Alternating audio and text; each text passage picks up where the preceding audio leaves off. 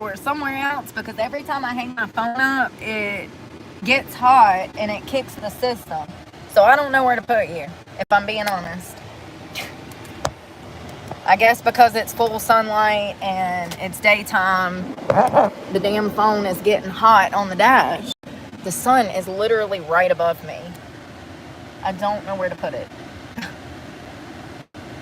And I can't run from the sun. I'm wondering if I can set one of these vents or maybe the fan. Oh, I'll set the fan up to blow the phone. That's what I'll do. This is crazy.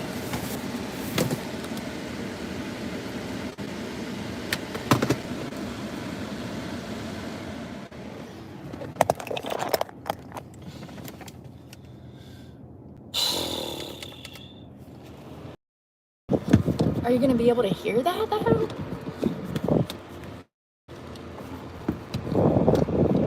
Is that going to work? It's blowing right on it. Hey y'all, I'm going to cut the comments off. It gives me anxiety to have them on.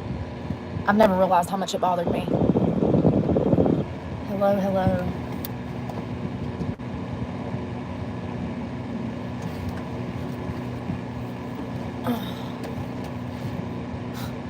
I feel like you can hear that.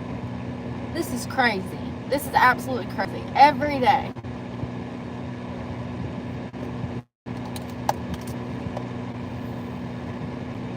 Anybody got a house in the Madison area, in a room for the day so that I can film? I need a filming studio during the day. I could spend like $20 a day. Like for real. If I had somewhere to film, I could push out content nonstop. Like, it's crazy that I have all of these technology issues, that I have all these service issues, that the phone gets too damn hot at this time of the day.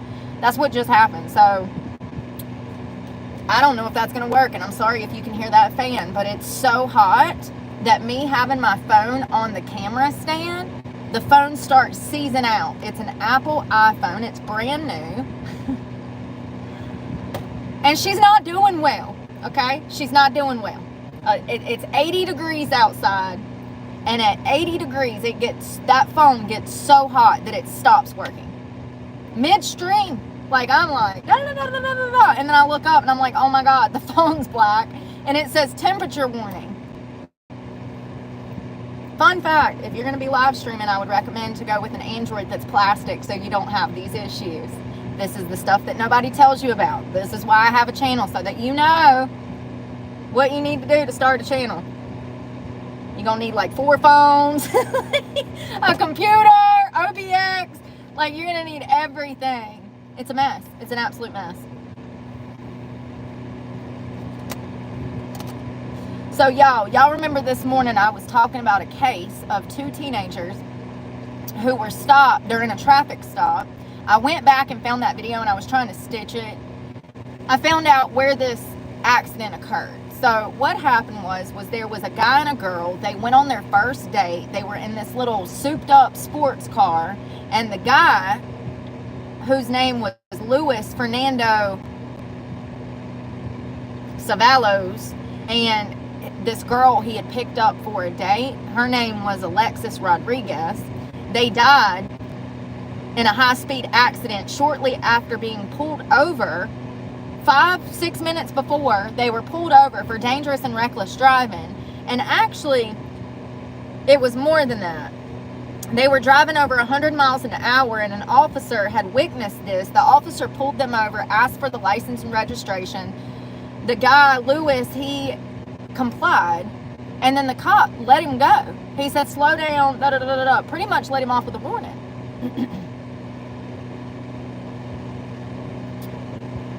So the cop lets them go. He goes down the road. 10 minutes later, there's reports of a crash, and this same officer rolls up on this crash and recognizes the vehicle that he had previously pulled for speeding. The officer who had previously warned them was visibly shocked by the situation. As a matter of fact, he was upset. You can see this in body surveillance footage, and you can hear him talking to other officers and first responders. He had literally just had a conversation with these 2 children, and he had warned them. and then they died.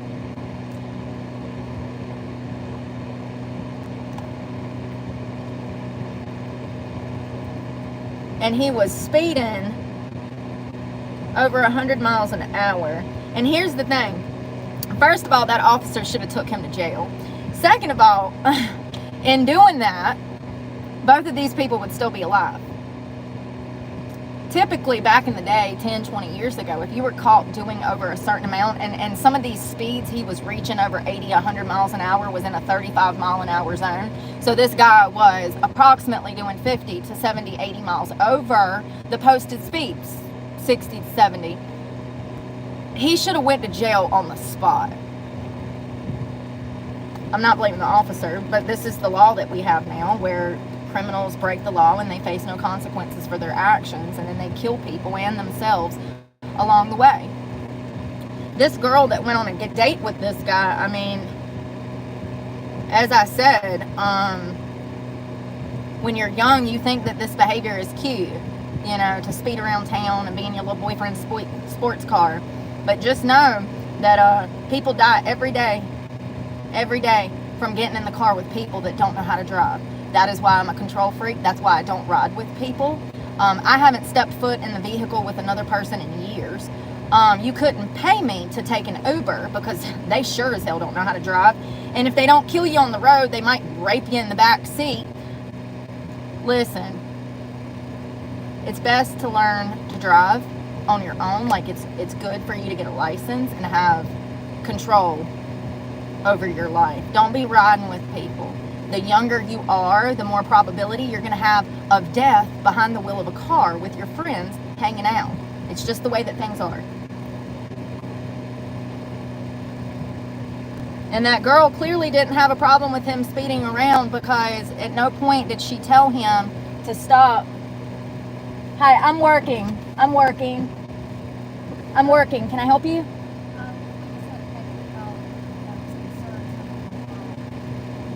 I'm sorry, people, I have an internet channel and people are trolls and they're bullies, and I'm so sorry about that.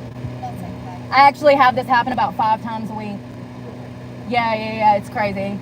People are insane. I just want to make sure you're okay. No, I'm fine. I'm actually working. Okay. Yeah. Y'all have a great day. I'm not being stalked. Don't worry, I'm not being stalked. So, I wanted to talk about this cold case file from 1985. Cold case with genetic genealogy. This is out of Arlington. And this woman was absolutely beautiful, y'all. The first thing I noticed about her was her luscious hair. Look at how women's hair looked in the 80s and 90s. They still had hair follicles. Look how thick that hair was. I don't know what's going on with the food or the medication in this country, but it's definitely leading, maybe birth control, leading women to having hair loss problems. And that's a side note from this, because she was absolutely gorgeous and she had this beautiful hair. And she was found murdered. In 1985, she was found murdered in her apartment. She was brutally beaten, sexually assaulted, and this was over 40 years ago. The brutal murder of Terry McAdams remained unsolved, but with help from the emergent and cutting-edge field of investigative genealogy, the Arlington Police Department and FBI Dallas Field Office have finally identified her killer. You know, the crazy thing about this guy was he clearly had problems. I don't know how they did not link the two back in 1985. On February 14th of 85, Miss Adams was found severely beaten and deceased inside of an apartment in the 2500 block of Walnut Hill Circle. The medical examiner's office ruled her death as blunt force trauma. There was also evidence she had been sexually assaulted. The apartment belonged to her fiance, who was out of town on a business trip at the time. He was ruled out early on as a suspect. I hope he ain't the one that found her in that condition. How horrible.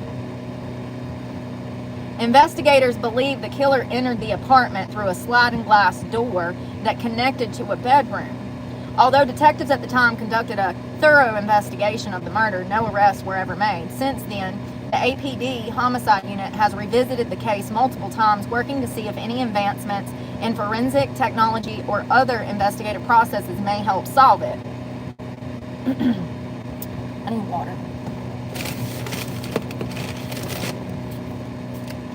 I'm glad to know that I have this much power and control over people, that as I am over here trying to help people, they are worried about what I'm doing.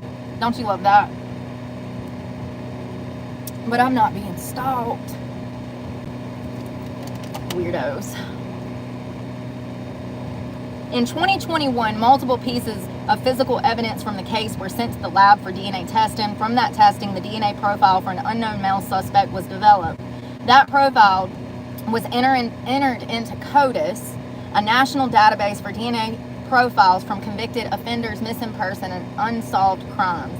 But unfortunately, it never provided a match. In August of 2023, the department approached the FBI Dallas field office to see if the McAdams case may be a good candidate for investigative genealogy. This is a process that combines unidentified crime scene DNA with meticulous genealogy research and the use of historical public records to identify new leads for law enforcement agencies. The FBI IGG team agreed to assist with the case. After several months of work, a lead developed through IGGI techniques led to the discovery of a potential suspect named Bernard Sharp. And this would be her murderer. And it's crazy because he popped up on police radar and they just overlooked him. On November 3rd of 1985, nearly 9 months after Miss McAdams' murder, Mr. Sharp was involved in a double murder-suicide in Arlington. He shot 3 people, killing 2 of them before turning the gun on himself. Because Mr. Sharp was deceased, there was no available DNA in the IGG team could use for comparison. They were, however, able to identify and locate a close genetic relative of Mr. Sharp. And he actually killed and shot his current girlfriend and her best friend. They were chilling at the house. They got in an argument, Sharp and his new girlfriend. And he shot and killed her and her friend in the house and then killed himself. This is why you got to stay single.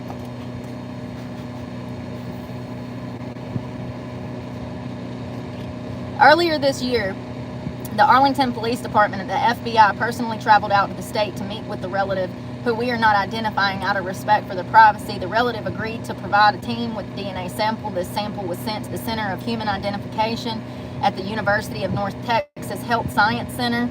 And this month, lab results confirmed that Mr. Sharp was a genetic match to the suspected DNA sample recovered from the crime scene.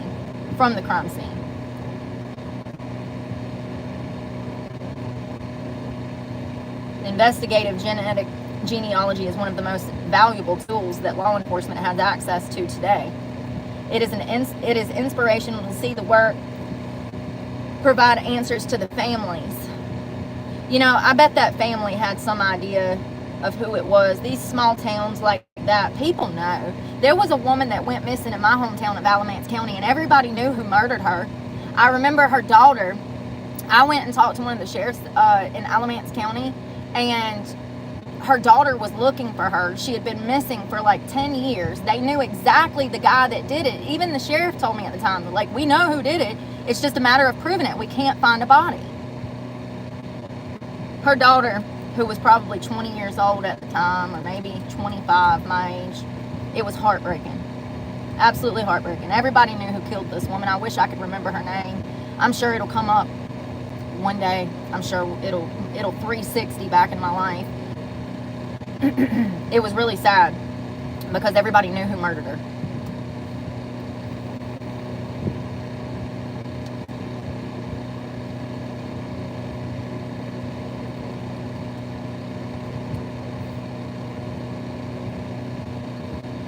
So I was looking into some facts this morning about porn. That was pretty crazy. There was a new report that came out through mentalhealth.com talking about the brains of porn addicts. But also I went to find some later articles, and the latest one that I could find was 2018. And there was a report that came out in 2018 through Psychology Today, 4 ways that porn uses causes problems. And in this report, it breaks down the psychological impacts of watching porn, consuming porn, and then the long-term effects of being a user of pornography. So because of how sex impacts the brain, pornography essentially short circuits other systems, undermining secure attachment and intimacy. Frequent porn viewing is associated with lower sexual satisfaction. Pornographic use begets loneliness, and loneliness begets pornography use. I'm going to read some of this because it was really interesting to find something from 2018. I wish I could have found something from the beginning of the internet, like in the 90s, or like the early 90s or the late 90s, you know, before like MySpace, like when the internet was first getting started and all of these pornographic websites were starting to kick off. At the beginning, I was looking for something psychologically based back then, but unfortunately there doesn't seem to be anything on the internet. Maybe I could find something in the library one day, but this is as far back as I can get.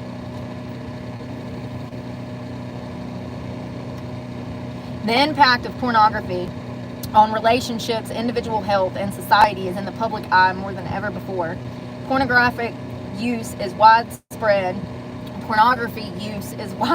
and often problematic, and has been shown to have a negative impact on couples and gender relations, leading men and women to devalue one another. While there may be exceptions in which pornography depicts healthy sexual activity and respectful gender relations, the rule is that pornography is dominated by hostile sexism, frequent violence, and general dehumanization and objectification.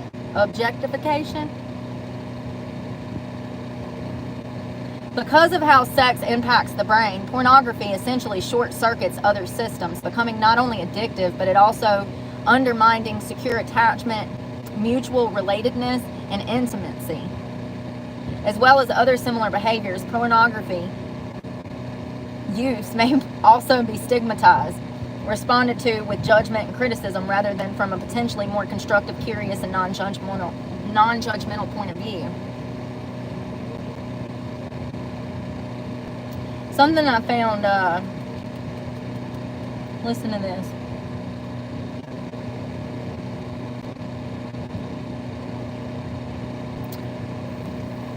While pornography is accepted by some couples and in some cultures more than others, by and large, its use within the context of a committed long-term relationship is interpreted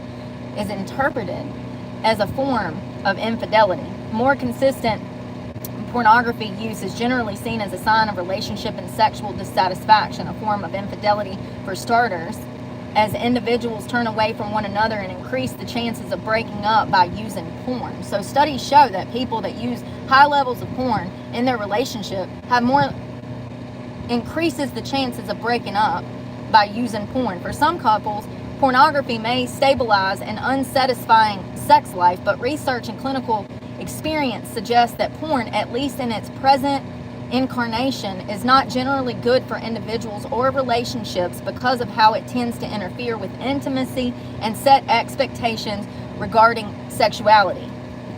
So it's not good for your relationship, okay?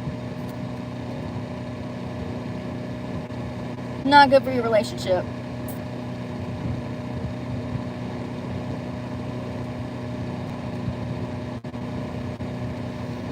Four recent studies have provided useful information about how pornography affects relationships, investigating the role of pornography in sexual satisfaction, loneliness, and divorce. Sexual satisfaction. Overall, they found that the more frequent porn viewing was associated with lower sexual satisfaction.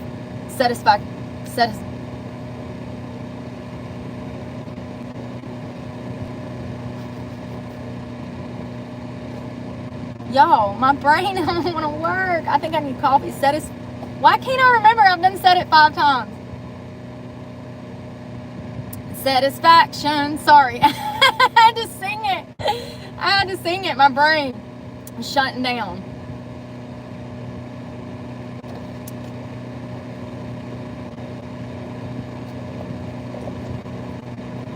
They found that individual differences were associated with differences in the negative impact of porn use.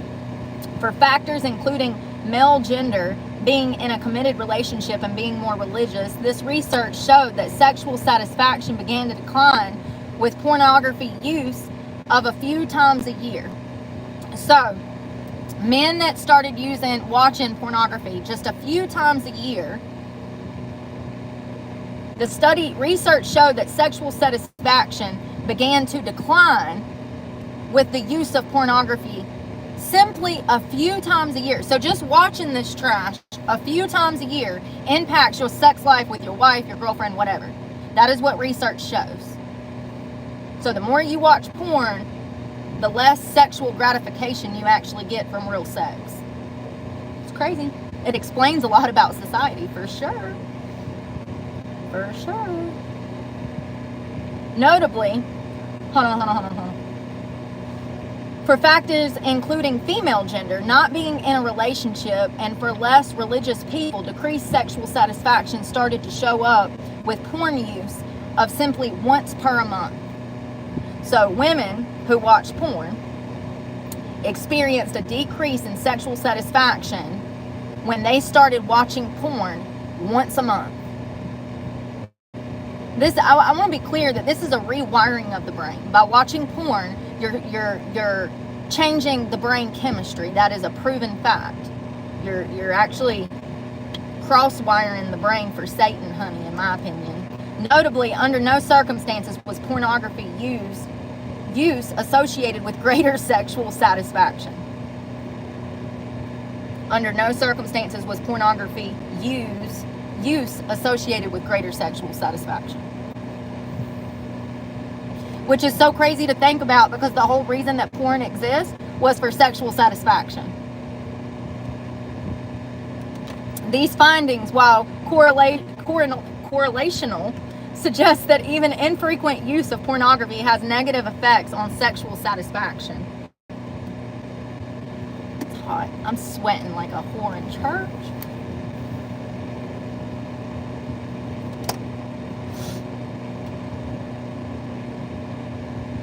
So let's see here. So they reviewed the top 50 most popular videos on Pornhub.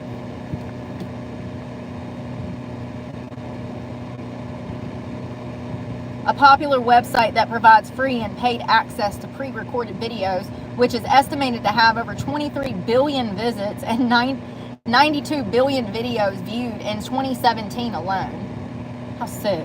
Researchers analyzed the videos for specific sex acts, focusing on how orgasms were depicted and if they were actually achieved. Within the top 50 videos, they found that 45 showed a heterosexual couple, and the other 5 showed variations of different sex groups. The actors were comprised of 60 women and 50 men. Only 18% of the women were shown to have an orgasm, as contrasted with 78% of the men. Researchers note that orgasm was implied for most of the men. However, as videos without male organs were edited to exclude climax scenes to encourage viewers to move to paid content. For women, blah, blah, blah, blah, I can't read half of this. So these findings suggest several reasons why pornography may be the result in decreased, or why it may result in decreased sexual here we go again, that word. Satisfaction. Woo! First of all, women typically experience more orgasms through.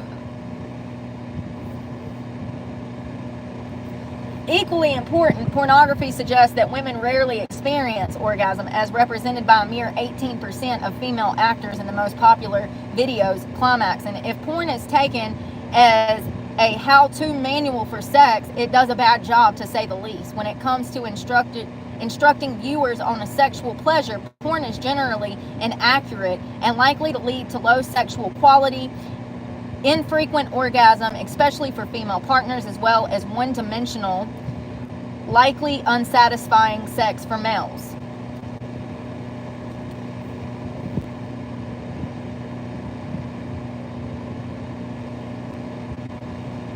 Overall, they found that porn use was significantly associated with loneliness. In addition, loneliness was significantly associated with pornography use, suggesting a two-way relationship.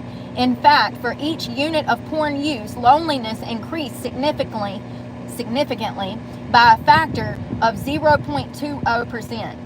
0.20. For each unit of loneliness, porn is used to increase by a factor of 0.16. In addition, as shown in prior research, pornography use was greater for men and was lower for married people. Greater religiousness, reduced pornography use, and higher educational level was associated with the reduce of loneliness. That's been my experience. Anyone I ever dated that was not that intellectually inclined, they had bigger problems with pornography. Anytime I dated anybody that actually graduated from college or went to a prestigious college, they did not watch porn at all. So I'd be willing to bet that it is closely tied to poverty in the middle class as well, just like drugs and alcohol. With poverty comes crime. With poverty comes substance abuse issues. With poverty, more frequent pornography use, in my opinion, would be more prevalent, because porn is an addiction. It's just like heroin, just like it. Harm to relationships is due to pornography's sexual script consisting of eroticism, objectification, promiscuity, and misogyny. Is on its face authentically to secure attachment, conceptually linked to loneliness, a perspective supported by the analysts of Pornhub videos depictions of sexuality. Sorry, this is a little difficult. So they go on to describe pornography addiction as an arising form of maladaptive efforts to use porn to elevate loneliness and other negative feelings. In this view, pornography use is a two-phase process of arousal and euphoria during sexual stimulation, followed by relief and comfort after completion. Pornography provides temporary relief, but ultimately induces greater feelings of loneliness and isolation, disrupting normal attachment behavior, leading to greater difficulty forming stable, satisfying relationships, and further increasing the likelihood of using pornography as a substitute for intimacy with close others. It's not good. Not good at all. This explains a lot. Oh, God, no way. Hold on, I didn't read this before. Woo, shut up. So they conducted a longitudinal, listen, they conducted a study, honey, of married individuals spanning from 2006 to 2014. All of these were married couples. Surveying over 2,000 married adults, they found that overall, the chances of divorce doubled for both men and women who started using porn after getting married.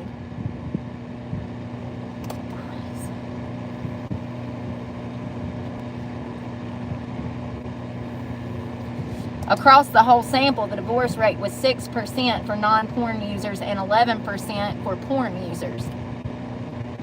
The rates of divorce with porn use were higher for women who started using porn, nearly tripling from 6 to 16%, whereas for men, porn use was associated with an increase from 5 to 10% in divorce rates.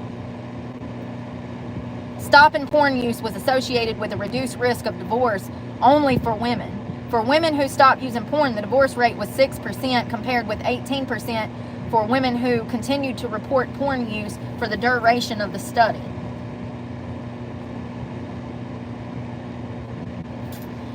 Finally, researchers found that the association between pornography use and divorce was much higher for younger people.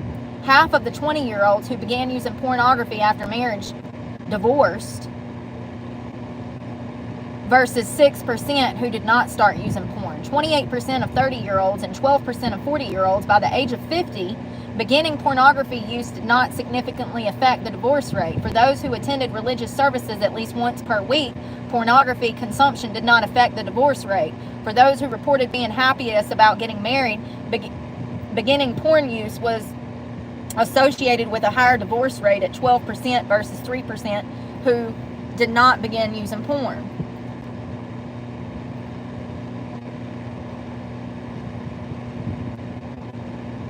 Taken together with prior research, this study suggests that beginning pornography use has at least some direct negative impact on marital stability, and that controlling porn use may, for some couples, and especially when women being using porn, be an important intervention to prevent divorce and improve relationship satisfaction. The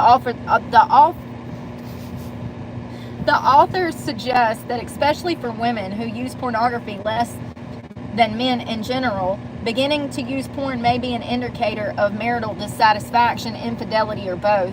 Future research will look at casual relationships between porn use and relationship stability, including factors such as what kind of porn is used, differential effect by gender, blah, blah, blah. Hold on, honey.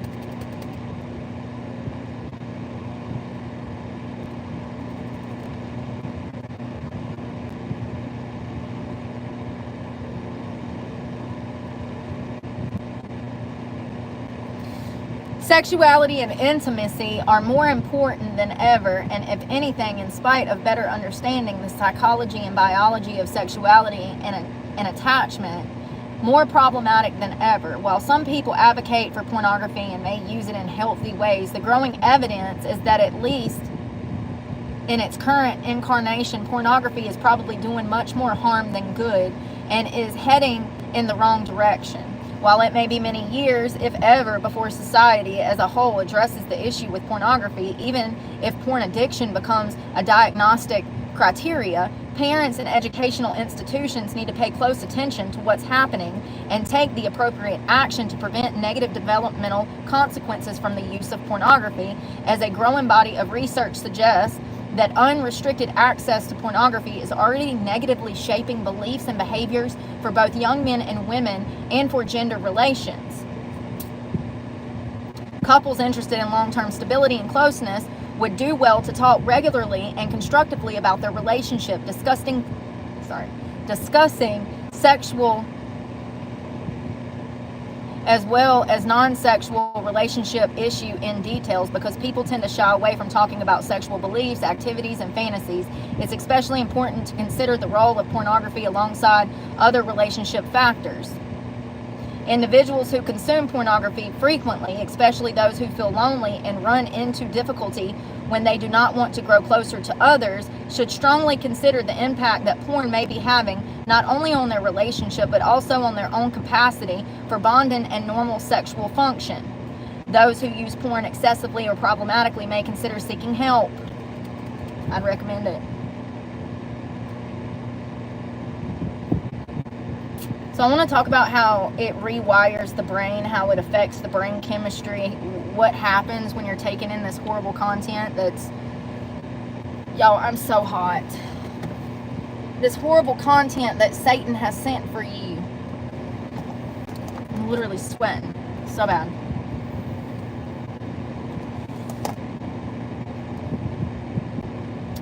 Watching pornography rewires the brain to a more juvenile state. This was wrote back in 2019. It's one of the oldest articles that I could find on this when it came to psychology and what it does to the brain.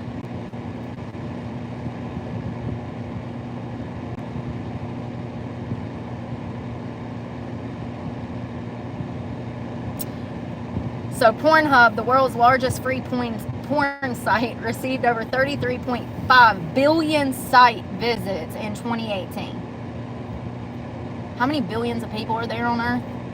Not that many. There's not that many billions of people. But yet it had 33.5 billion site visits during 2018 alone. Don't tell me that this is not a huge problem.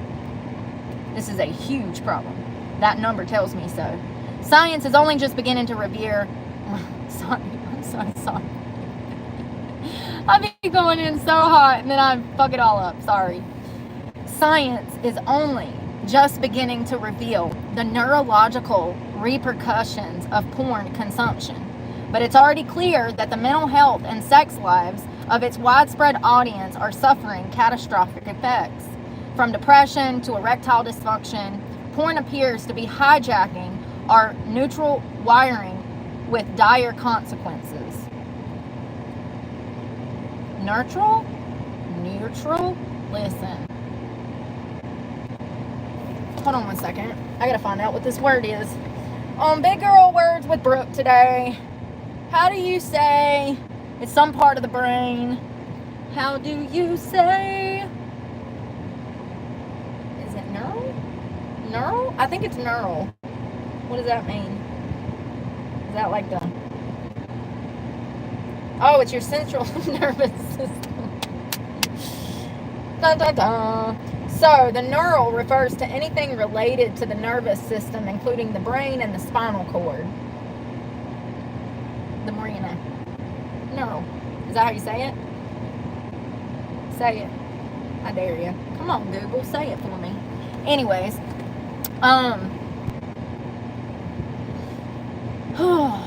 Neural.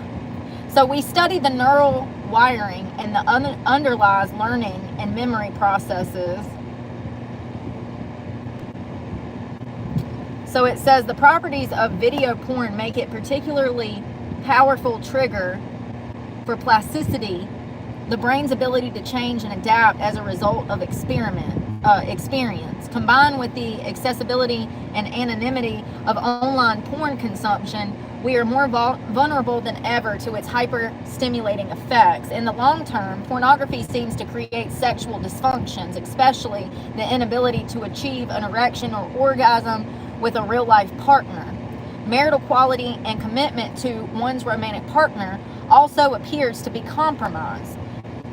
To try to explain the effects, some scientists have drawn parallels between porn consumption and substance abuse. What'd I say? I didn't even read this before I just read this. Through evolutionary design, the brain is wired to respond to sexual stimulation with surges of dopamine. Oh my God, it's the reward center in the brain. They're using porn to get dopamine hits in the brain. I didn't even think about that. 100%. So they're getting, you know, like I used to do heroin 5-10 years ago, right? I've been clean for 5 years. But when you're doing drugs, you're getting this hit of dopamine. It's a reward in the brain. Your brain, just like when I hit this, my brain is saying, ooh, reward. And it's releasing dopamine. Porn addicts, people who have the compulsion to constantly view porn, it's going to work in the brain through the reward system to push out dopamine. Never thought of that. That's the parallel between porn consumption and substance abuse. It's firing off the same happy chemicals in the brain that you would get if you were snorting a line of cocaine. It's crazy. Absolutely crazy. The neurotransmitter most often associated with the reward anticipation also acts to program memories and information into the brain. This adaptation, I think, means that when the body requires something like food or sex, the brain remembers where to return the experience to the same pleasure. Instead of turning to a romantic partner for sexual gratification or fulfillment, habituated porn users instinctively reach for their phones and laptops when desire comes calling. Furthermore, unnatural strong explosions of reward and pleasure evoke unnatural strong degrees of habituation. That's it. Habituation in the brain.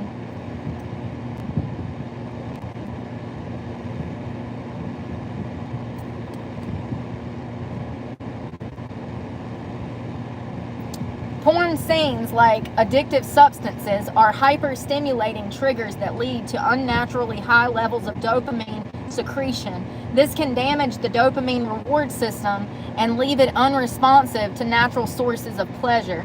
This is why users begin to experience difficulty in achieving arousal with a physical partner. The desensitization of our rewards. Why do I do this to myself? Why couldn't I just read Dr. Seuss books today? Desensitization of our reward sets the stage for sexual dysfunction to develop. But the repercussions don't end there. Studies show that changes in the transmission of dopamine can facilitate depression and anxiety. In agreement with this observation, porn customers report greater depressive symptoms, lower quality of life, and poor mental health compared to those who don't watch porn. So this shit is literally leading to depression, anxiety, sexual dysfunction, the inability to communicate with women and men, whoever's watching it, the inability to form relationships, the inability to have a healthy relationship, the inability for stability. Wow. What they don't want you to know, because they want you to work for Satan. This is what they don't want you to know. They want you to work for Satan. Crazy. This actually makes a lot of sense personally, because I've known some people in my life that needed to be in rehab for this shit, okay? I'll leave it at that. They needed to be in rehab. Where's he at? In the bathroom again. It's sad. It's just sad how messed up society is messing up society. The other compelling finding in this study is that the compulsive porn consumer finds themselves wanting and needing more porn even though they don't necessarily like it. This disconnect between wanting and liking is a hallmark feature of reward dysregulation. Following a similar line of inquiry, researchers at the Max Institute in Berlin, Germany, found that higher porn use correlated with less brain activation in response to conventional pornographic imagery. This explains why users tend to graduate to more extreme and unconventional forms of pornography. Pornhub analytics revealed that conventional sex is decreasingly interesting to users and is being replaced by themes like incest and violence.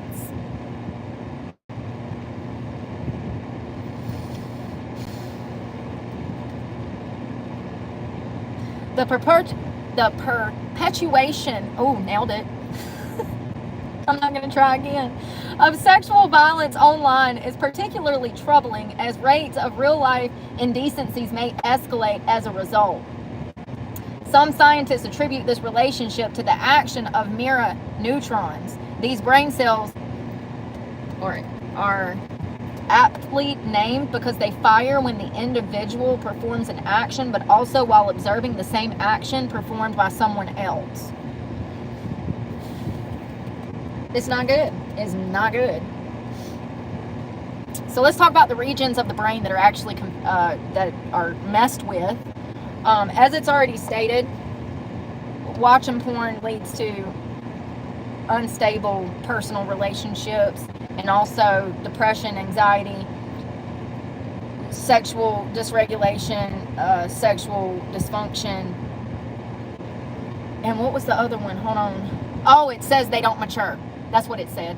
It said that their brains are not working like everybody else's brains because it's been fried by the porn. Simple terms. Dumb, slow people terms. That's what it said.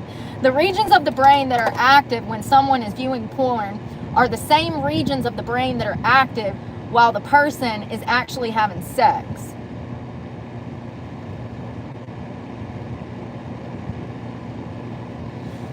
So some guy, professor of psychiatry at the University of California, Los Angeles, speculates that these systems have the potential to spread violent behavior. The mirror mechanism in the brain also suggests that we are automatically influenced by what we perceive, thus proposing a plausible neurological mechanism for contagion of violent behavior. Let me break this down, because I've already personally experienced this, and it's so crazy he's talking about this. He's talking about how the consumption of porn changes a person's characteristics. They believe and expect certain things because of the porn and the content that they have been watching. So, for instance, let's say you meet somebody on a date app and he seems normal and he watches nothing but violent porn, and then y'all go to fucking hook up, and here you are with your life in danger, and he literally has you in a vulnerable position, and he thinks that this is normal, and here you are in a chokehold, fearing for your life. These people have a neurobiological, it messes with them neurologically, and they think that things that are acceptable that are not acceptable are acceptable. And they're saying that they think that this is a mechanism for violent behavior, that porn is going to lead to violent behavior. And I've personally experienced this. So I know that it's true. I know that it's true. It changes the way that the user of the porn views other people in relationships and what is acceptable and what is not. It's dangerous. Though speculative, this suggested association between porn, mirror neurons, and increased rates of sexual violence serves as an ominous warning. While high porn consumption may not drive viewers to harrowing extremes, it is likely to change behavior in other ways. You know, like voyeurism. Yeah, they set in mom and daddy's basement. They come up with this parasocial relationship from some van life girl that they know lives in their area, and then they go out to watch her on her morning run, and yes, like voyeurism. It's already leaded to that. I can pull up probably hundreds of cases right now of young teenage boys that have been arrested this week for voyeurism. The porn is leading to the peeping Tom. They go hand in hand. And you know, a lot of those peeping Toms end up being Ted Bundys. So, yeah, I think that it's likely to change behavior in other ways too. I've experienced that myself. So also, porn use has been correlated with the erosion of the prefrontal cortex. And let me tell you something. If these young people are watching this stuff, when studies show that they start watching it 13, 14, 15, 16, they've done studies on this. If they have a fucking cell phone, they're looking at something they shouldn't be. Every parent has that, oh, my kid would never. Your kid is the main one that's doing it, Susan. The prefrontal cortex does not fully develop until the age of 25 to 30. I know that there's prior research that said 20 to 25. They did a new study out of the UK, and that study said 25 to 30, which makes perfect sense if we're talking about my own personal experience when I kind of came into a state of awareness and I was no longer a child, when I kind of grew up. So if their brains don't develop until mid-20s, late 20s, and they're watching this stuff as teenagers, preteens, tweens, that's going to stop the development. That's going to stunt them mentally. It's going to slow them down. And it also says that it's correlated with the erosion of the prefrontal cortex. So riddle me this, Batman. What happens if that prefrontal cortex was never developed because of the porn to start with? Studies show an erosion of the prefrontal cortex. What happens? More than likely, they get stuck like a drug user in insanity, doing the same thing over and over and never learning anything and never developing psychologically, emotionally. And clearly their brains don't develop properly. The region of the brain that houses executive functions like morality, willpower, and impulse control. So it erodes the prefrontal cortex, and that is part of the brain that deals with willpower, impulse control, and morality. That's not good. That's literally the worst place that it could affect. You know what I mean? You know what I mean? We couldn't have this affect their memory or their speech, or every time we saw a pervert, he was just stuttering. You're and we knew he was watching too much porn. No, it affects the prefrontal cortex. What a shame. What a shame. How great would that be? You're like, oh God, I gotta get away from this guy. He watches too much porn. Oh, that would be great.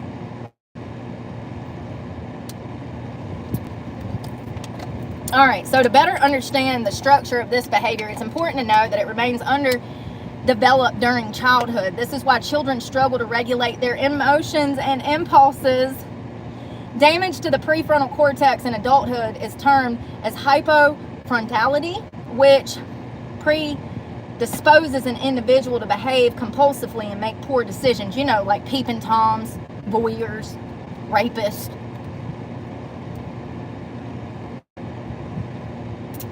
It's somewhat paradoxical that adult entertainment may revert our brain wiring to a more juvenile state. You don't say. The much greater irony is that while porn promises to satisfy and provide sexual gratification, it delivers the opposite.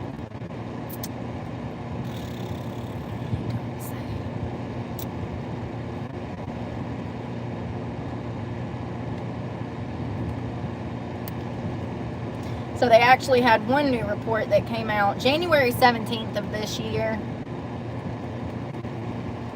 I want to just scroll down and see how it affects.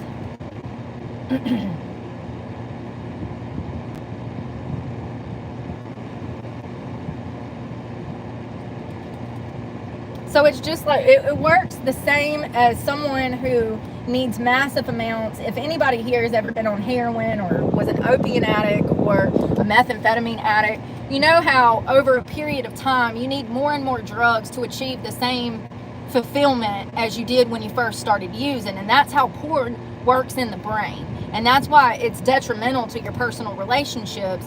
Dopamine, the brain's primary reward neurotransmitter, is released whenever a person's experiencing pleasure. When there is a repetitive release of dopamine over time, the reward center of the brain becomes altered, leaving a person needing more stimulus to achieve the same result. As the brain gets used to the constant highs and lows associated with regular porn use, it starts to create new patterns that drive a person to continue watching pornography. So you need more and more, and that's what the other two studies we're talking about, is how people start off liking vanilla stuff, and then they take a little step up into something that's a little taboo, and then they take another step into something that's a little more taboo, and then they take another step into something that is detestable. And before you know it, they're over here looking at incest videos, as they said.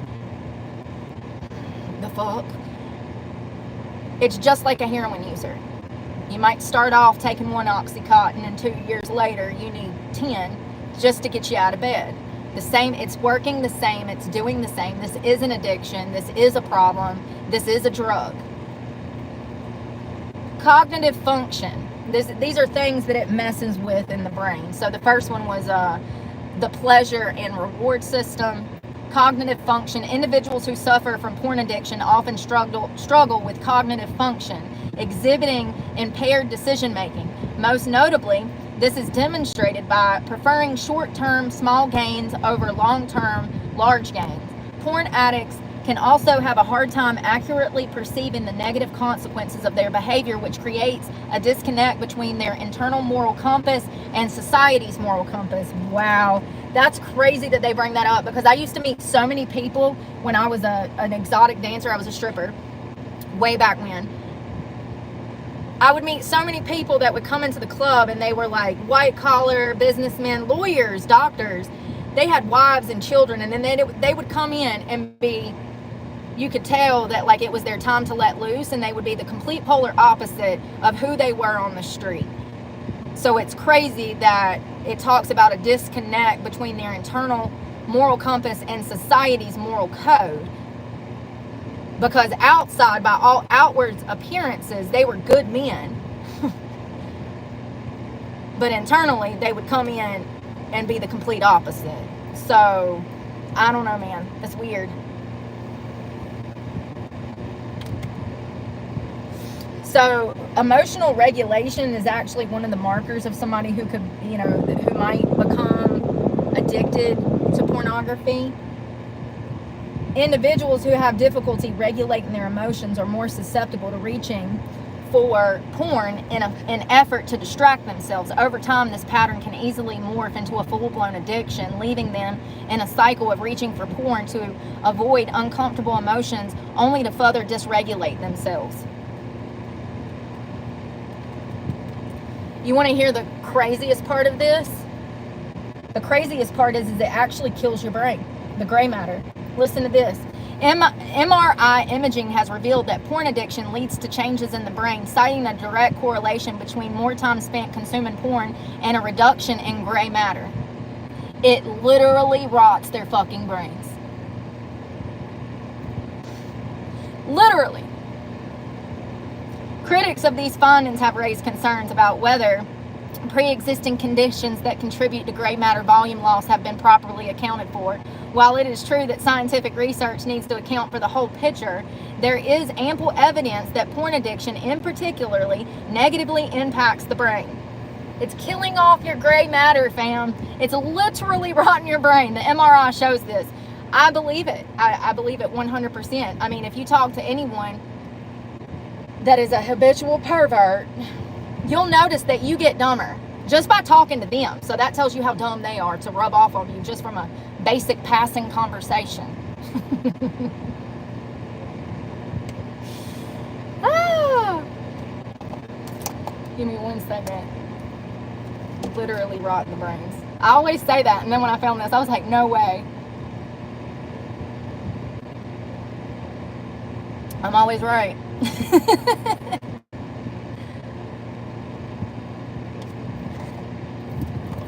How did I know? Because I've probably met thousands of them, that's how. Oh, well, let's talk about the impact of porn at a different age.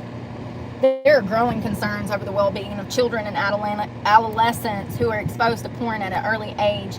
Their limited ability to understand and process the emotional and sexual feelings triggered by pornography often leaves them confused and in a heightened state of curiosity. Like I said, don't be naive. The adolescent brain is more impressionable and susceptible to influence than that of an adult.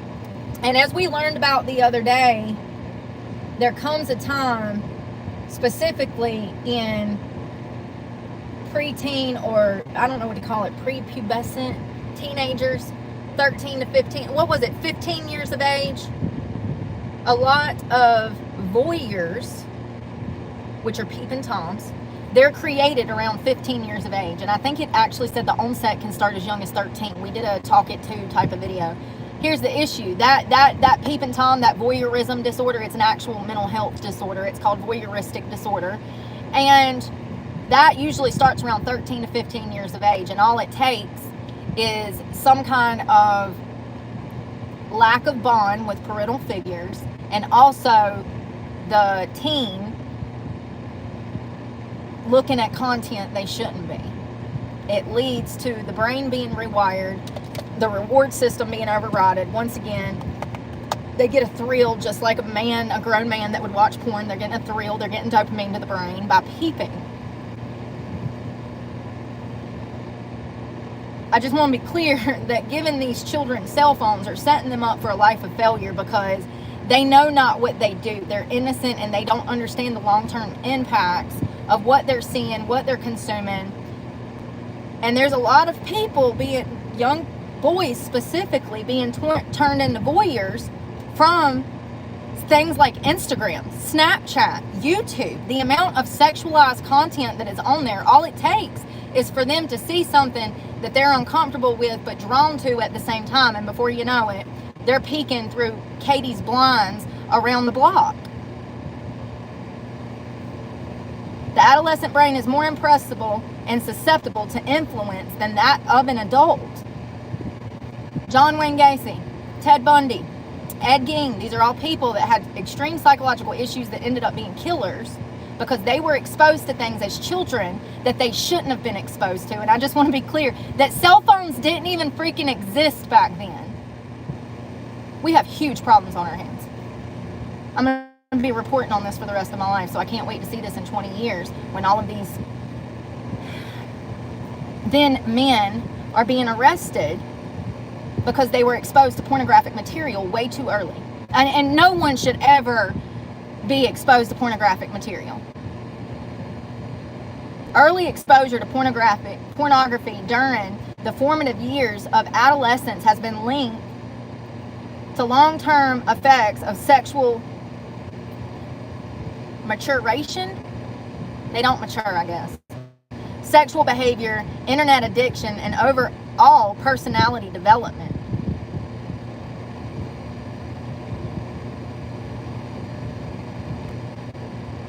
The type of porn consumed has a direct impact on a person's mental state.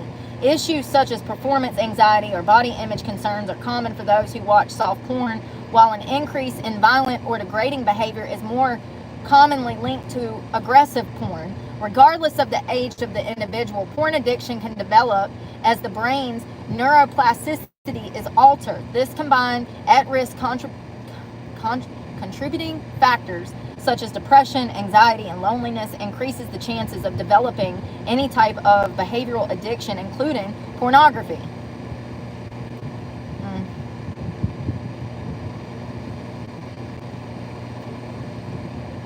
Horrible.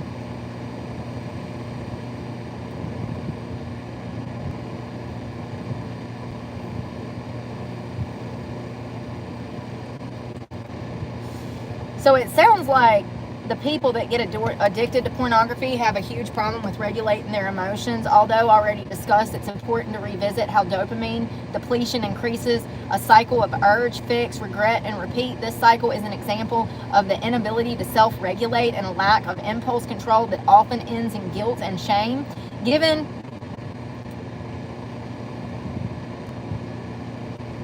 Sorry. I just don't want to miss nothing.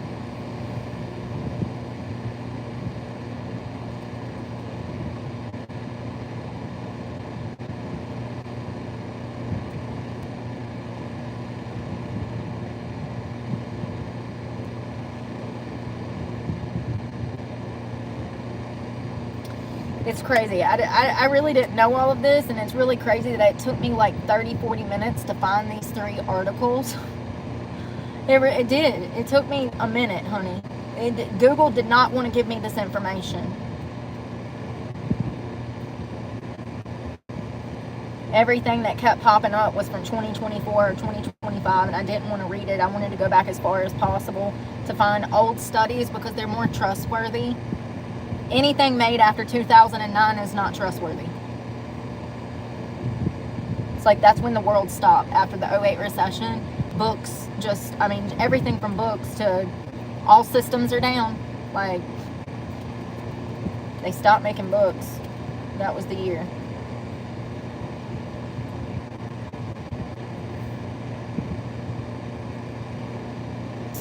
That's so crazy.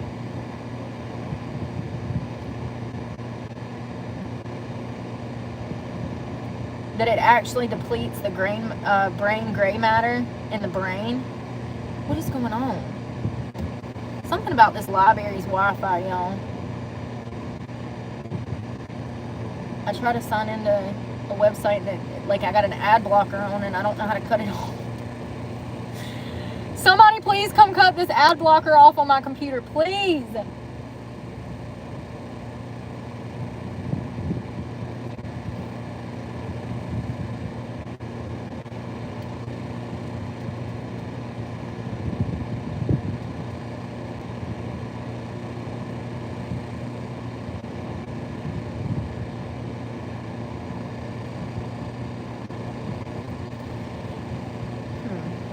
Yeah, those are the oldest articles I can find. I mean, I think we can all agree that it's pretty common sense that this stuff, that porn is bad for you, but to know the psychological long-term impacts, that's just wonderful. Yeah. Every person I've ever met that was into porn or liked porn, they were not okay. They weren't okay. That's all I'm going to say. I ain't going to say nothing mean. I'm just going to say they weren't okay. So it's interesting, you know, because it makes sense with my own personal experiences. Oh, man. Yo, I got to go shower. I need to wash my hair. I need to clean out this truck. It's a mess. I've been kind of slacking because I know they're going to take it. So I'm just waiting for them to repossess it so that I can figure out what's going on.